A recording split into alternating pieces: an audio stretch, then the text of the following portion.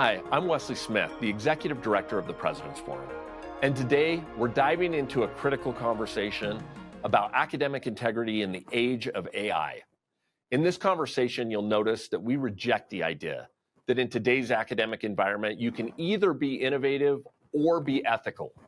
These are not mutually exclusive. In fact, we have to embrace ethical innovation moving forward. To discuss this topic, we're joined by three distinguished experts: Rachel Schoenig from the Credential Integrity Action Alliance, Michael Clifton, also from CIAA, and Sherri Sampson from the University of Maryland Global Campus. Rachel, Michael, Sherri, thank you so much for joining us today.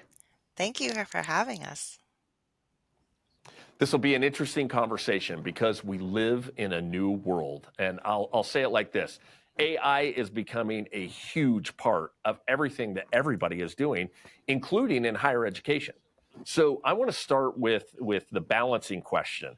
How do we balance between embracing technology and innovation in technology and still maintaining academic integrity and academic integrity standards? Sherri, do you want to help us with that question? Sure. So when we're thinking about balancing technological innovation with academic integrity, our focus really is around student success. So tools like large language models and Gen AI and other emerging technologies are shaping the workforce. So it's critical that our learners develop the knowledge, skills, and abilities to use these tools competently and responsibly. So at the same time, we emphasize the importance of honesty, fairness, trust, and respect. These are values that are foundational, not just in academics, but in professional life.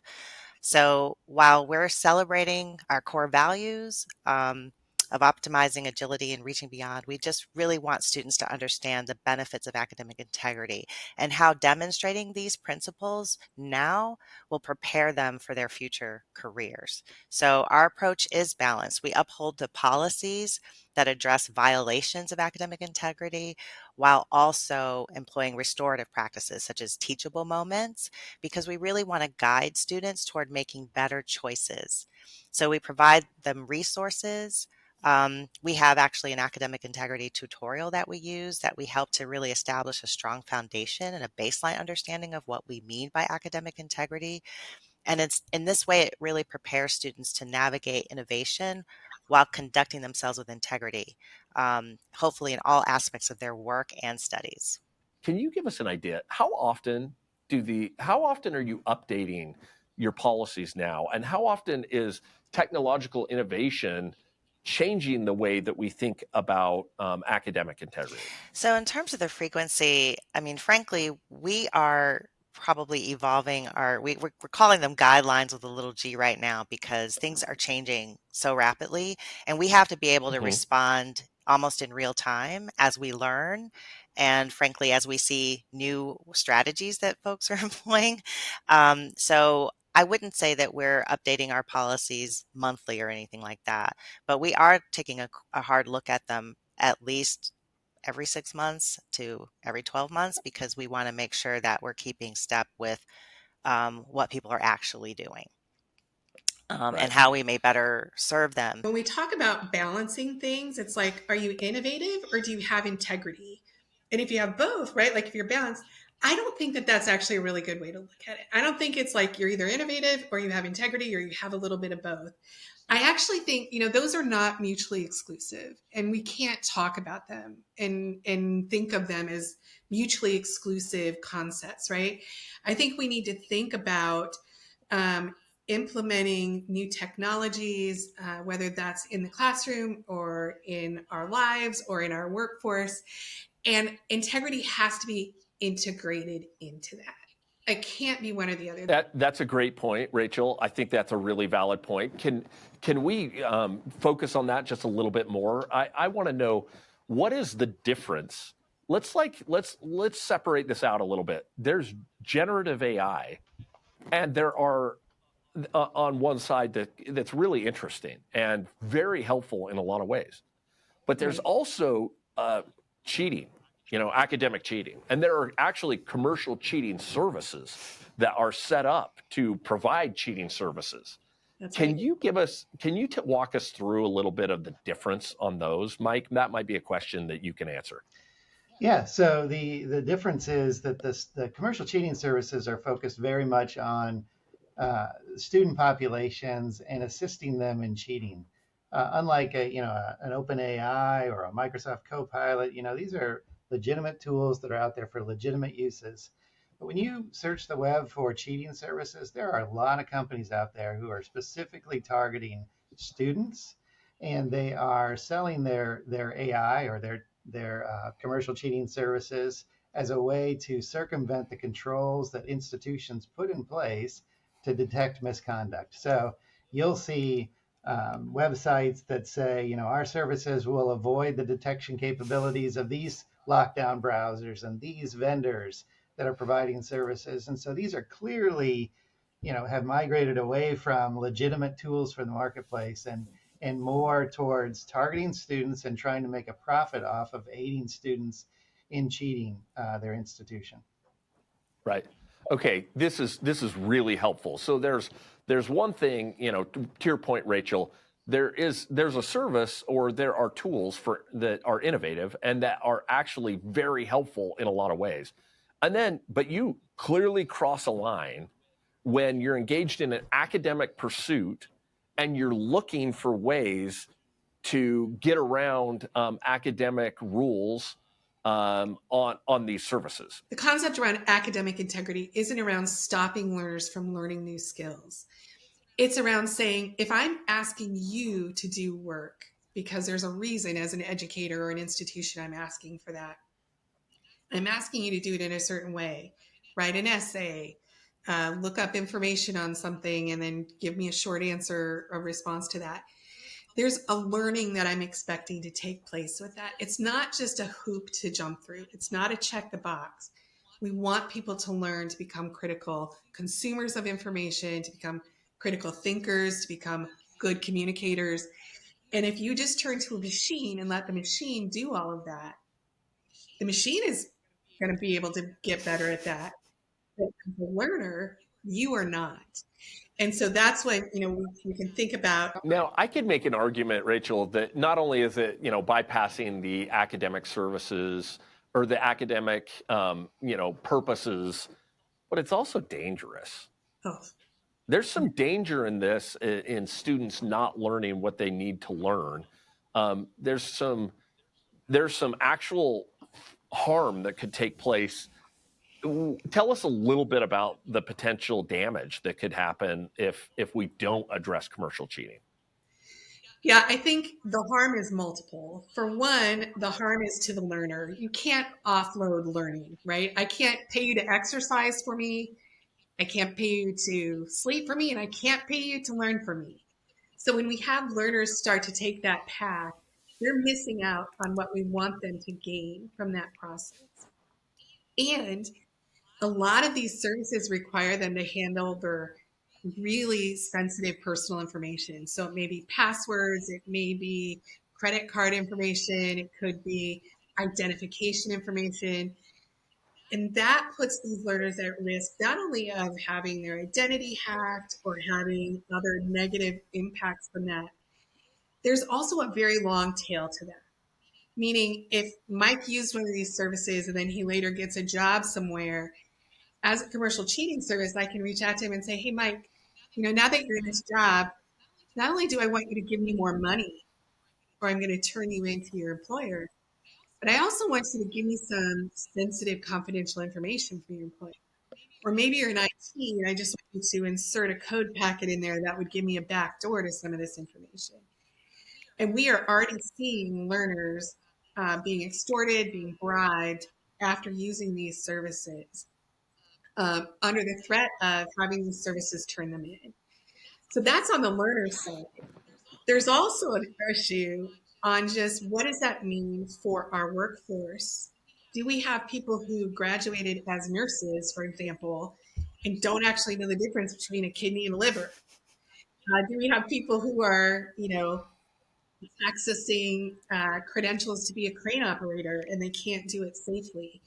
And so we start to see not only individual competencies, but our workforce competencies decrease and actually provide less protection and less innovation in our industry because we are graduating learners.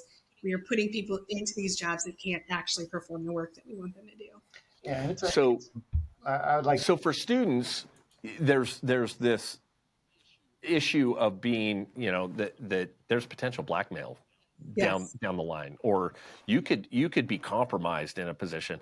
And then for generally consumers, there's this ever-present issue that we have students that are graduating in different things that you may not be able to trust. Yeah, I was just going to say that we're seeing these commercial cheating providers targeting not just higher ed, but also the workforce credentialing bodies and licensing bodies. And so, to the extent that those credentials and those licenses are being undermined by commercial cheating, creates a serious, potential public safety risk to the public. I mean, the very reason that we have these regimes in place around licensing and credentialing is to ensure that consumers are, not being harmed, public's not being harmed, that employers, when they hire somebody, are getting the value they think they're getting. And so there's a lot of stakeholders that have an interest in maintaining the integrity of these credentials. For students themselves, they're really setting themselves up for compromising their own readiness and their own competencies, what I call self-competence, and the confidence that is built when you actually know your field. And, when we think about the impact that it could have on an individual, they might get a job, but may not keep it. Um, and so then, of course, we've talked about just the erosion of trust in the workforce, weakening the confidence and the abilities of future professionals, and the ripple effects that extends beyond that. Sort of as Rachel said, it impacts society, industry. It even can impact our standing as a global economic leader. And so it's extremely important to really think through the dangers. I think it's important to remember that these services are existing specifically to undermine academic integrity. They're saying we can get your homework done for you in seconds. We Yeah. can write this essay for you in minutes. Right. And it's all with a huge profit motive. Huge profit motive. We have some of these businesses, I mean, there are millions of dollars exchanging hands here. They have had venture capital funding put into them. Some of them have talked about their valuation into the billions of dollars. I mean, Wow. we're not talking about, somebody who looked on somebody else's paper in fifth grade spelling test. These are people who are running businesses specifically to undermine U.S. education and U.S. Assessment schemes Right. that we've relied on for, years now to be able to help learners as well as you said, Wes, consumers feel confident and have trust in the services that they are acquiring. So, Rachel, a lot of the work that you're doing is now designed to balance this, to counteract the profit motive, and to return academic integrity to the forefront of these conversations. So, you're doing that with the Credential Integrity Action Alliance. Can you tell us some of the progress that you've made to date? Absolutely. So we're not for profit. And we have members in both the academic space as well as in the certification and licensure space, testing programs, ed tech vendors, Western Governors University, for example, who have come alongside and said, we need to make changes. And we're looking at doing that in two ways. One is changing the law, because believe it or not, there are very few laws in the US that say you cannot market and advertise cheating services. One of the things that we're trying to do is raise awareness of this issue, and the second is to change the laws. And we have had some great success with a model statute on that. The model statute was something that we put together with input from those various stakeholders that I referenced prior, about stakeholders from higher education, credentialing bodies, licensing bodies, standardized testing companies. And we created a statute that we think closes a lot of the loopholes that were in some of those statutes that were created in the 70s for essay mills. For example, a lot of these companies will say in their fine print that the the service is not to be used for academic misconduct when the entire look and feel of their website is very much dedicated towards academic misconduct. And Right. so we learned from looking at some statutes internationally from Australia, New Zealand, Ireland, the UK. They have statutes that address this commercial cheating topic, and they have provisions that specifically close those loopholes. And so the CIAA's model statute also closes that loophole and says that you can't just put something in your terms and conditions and use that as a shield. The test really is whether or not the company knew or should have known that it was delivering cheating services to students for them to use. And the other thing I love about the statute is that it offers a private right of action for institutions of higher education to take action against the commercial cheating companies, and it provides them a per violation statutory remedy. So a lot of times folks are, it's very difficult to prove what are my damages for folks cheating in my institution. The CIAA's model statute addresses that and puts an amount, I think it's $2,500 per violation. So if we can get that statute passed with the private right of action intact, it's a very powerful weapon against these commercial cheating companies. Right. Well, Sherri, I want to come full circle. We started with balance, and we talked about there's got to be, we have to adopt and utilize new technology, and at the same time, we have to do it ethically and not skirt the rules of academic integrity. And Rachel made the point that those aren't mutually exclusive. We can do both. I want to pivot now and look to the future. What's your vision for the future of academic integrity in an increasingly tech-enabled world? So I referred earlier to the fact that, technology is evolving so rapidly that in many ways we're still grappling with the implications for learning and integrity. And so when I think about my vision for the future of academic integrity, it's one where it's not an afterthought, but something that is intentionally built into the design of education and technology. So much like we think about security and privacy by design, that integrity would just be part of the framework from the outset. So if we're fostering that culture of integrity, teaching students how to use AI and other technologies thoughtfully, then at least then we're ensuring that the students leave prepared to thrive in their careers and contribute confidently and responsibly to the workforce. Well, Rachel, I want to give you the final word here. As we're talking about ways that we handle this, we know that one of those key ways is working together, and you do that through effective coalitions. And you are leading some of that work in the Credential Integrity Action Alliance. Tell our listeners how they can get involved. There are so many ways to get involved. For one, we would love to have you join us. So you can join at an individual level. And we would love to have more institutions and educators join us to say, this is a really important topic.